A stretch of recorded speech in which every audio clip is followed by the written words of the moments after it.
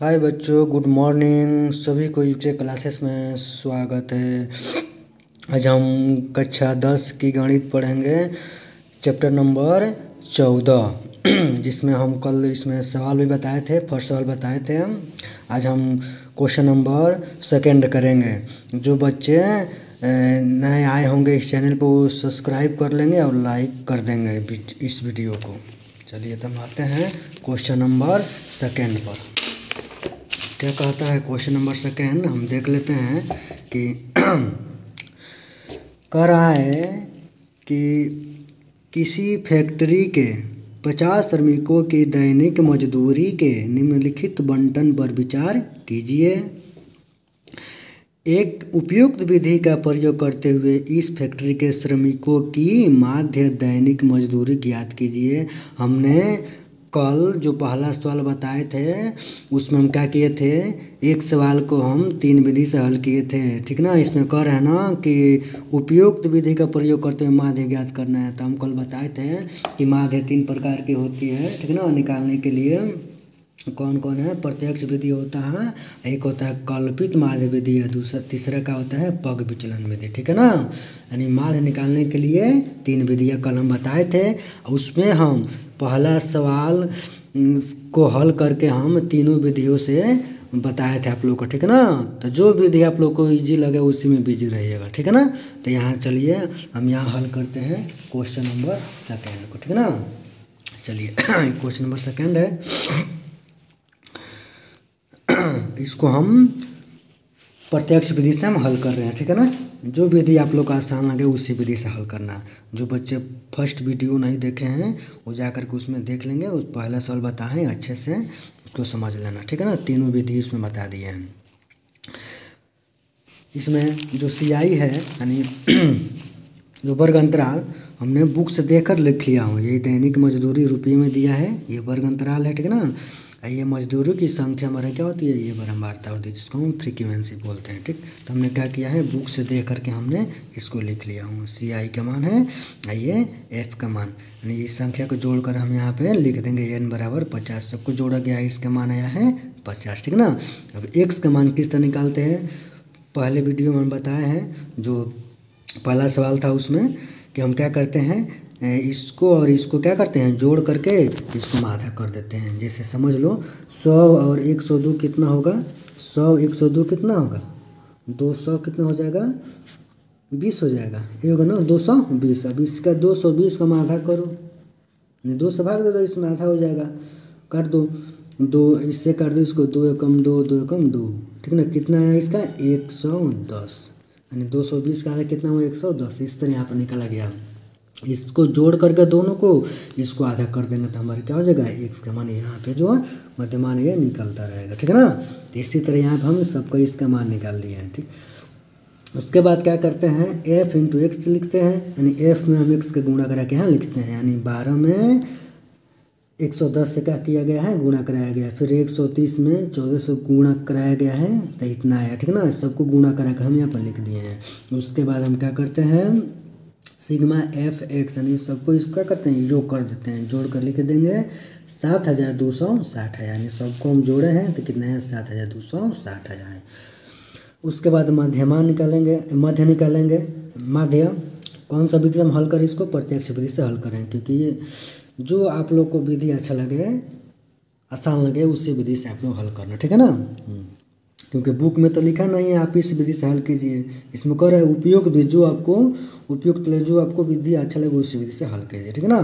तो sigma FX बटे n, यानी सिग्मा FX का मान है 7260 बटे 50, 0 0 काट दिए हैं और 726 में हम क्या किए 5 से भाग दिए हैं, तो 145.2 आया, इसका आंसर इतना आया, ठीक है ना। बस समझ गए। चलिए क्वेश्चन नंबर हम थर्ड करते हैं। क्वेश्चन नंबर थर्ड देखिए, इस क्वेश्चन को, इस चैप्टर को अच्छे से पढ़िएगा, क्योंकि इसमें से बोर्ड पेपर में सवाल आता है, ठीक है ना। पिछले साल का जो पेपर उसमें भी सवाल दिया है, ठीक है ना। तो इस चैप्टर को अच्छे से पढ़िए, लास्ट तक देखिए। हम इस क्वेश्चन में VVI भी बताएंगे कौन कौन वेरी वेरी इंपॉर्टेंट हैं, ठीक है ना, इस चैप्टर का, ठीक। तो चलिए अब हम हल करते हैं। क्वेश्चन नंबर 3 क्या कह रहा है, पहले हम इस प्रश्न को पढ़ लेते हैं, ठीक है ना। क्वेश्चन नंबर 3 क्या कह रहा है, ये कह रहा है कि निम्नलिखित विवरण बंटन एक मोहल्ले के बच्चों को दैनिक जेब खर्च को दर्शाता है। माध्य जेब खर्च यहाँ माध्य दे दिया है, जेब खर्च कितना है 18 रुपया है। तो रिक्त बारंबारता एफ का मान ज्ञात कीजिए। अब यहाँ इस साइड जो बनाया है सारणी, इसमें क्या है एफ का मान हमको ज्ञात करना है, ठीक ना। इसलिए बोल रहे हैं कि इस चैप्टर को लास्ट तक पढ़ना। हम आप लोग को एकदम वेरी वेरी इंपॉर्टेंट क्वेश्चन भी बताएंगे जो बोर्ड पेपर में आने वाला है, ठीक है ना। चलिए हम क्वेश्चन में 3 करते हैं। हमने क्या किया, बुक से देख करके CI के मान भर लिया, F का मान भर लिया, ठीक है ना। इसको हम क्या करते हैं, इसको जोड़ते हैं लास्ट में n बराबर बारंबारताओं की संख्या है यहाँ पे F + 44, ठीक है ना। यानी F प्लस इस सबको क्या किया है जोड़ा गया, ठीक। F तो इसमें वो होगा नहीं। चलिए अब x का मान किस तरह निकालेंगे, आप लोग को बताए हैं हम, ठीक। इस दोनों को जोड़ करके आधा कर देंगे तो x का मान क्या होगा, ये सब निकलता चला जाएगा, ठीक है ना। इसमें भी इसको जोड़ करके हम आधा किए हैं 14 आया है, फिर इसको जोड़ा गया है आधा कर दो, ये 2 से भाग दे दो, ठीक ना।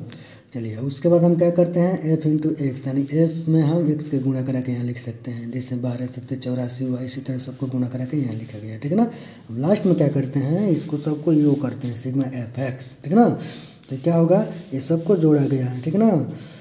तो 20f + 752 आया है, ठीक है ना। इसको सबको जोड़ा गया है। चलिए अब यहाँ माध्य बराबर सिग्मा fx बटे n, ठीक। अब माध्य दे दिया है, बुक में लिखा है, ठीक ना। तो माध्य कितना 18 दिया है और सिग्मा fx का मान यहाँ से भर लेंगे 20f + 752, ठीक ना, बटे n का मान कितना है f + 44 आ गया, ठीक। अब यहाँ क्या करते हैं, इसको ध्यान से समझना बच्चों, बहुत इंपॉर्टेंट क्वेश्चन है यह, ठीक ना। यहाँ क्या करते हैं, यहाँ हम क्रॉस मल्टीप्लाई करा दिए हैं, इसका गुणा इसमें और इसका गुणा इसमें, ठीक ना। तो यहाँ इसमें एक का गुणा होगा तो ये सब इतना ही होगा, 20f + 152 होगा इक्वल टू, इसमें इसका गुणा होगा तो कितना होगा 18f + 18 में 44 से गुणा करेंगे तो 792 आ जाएगा। बात समझ गए। अब यहाँ क्या करेंगे, 20f है ही है, अब इसको यहाँ पे ये प्लस में है, इसको पक्षांतर करेंगे तो माइनस में 18f आ जाएगा इक्वल टू 752 है, ये प्लस में इसको पक्षांतर करेंगे 752 ये 92 ये 752 आ जाएगा, ठीक है ना। चलिए उसके बाद हम क्या करेंगे, 20 में से 18 घटाएंगे कितने बचेगा 2f होगा इक्वल टू 792 में 752 को घटाएंगे तो कितना आएगा हमारा 40 आएगा। अब इससे हम क्या करेंगे, f का मान हम निकाल लेंगे, ठीक है ना।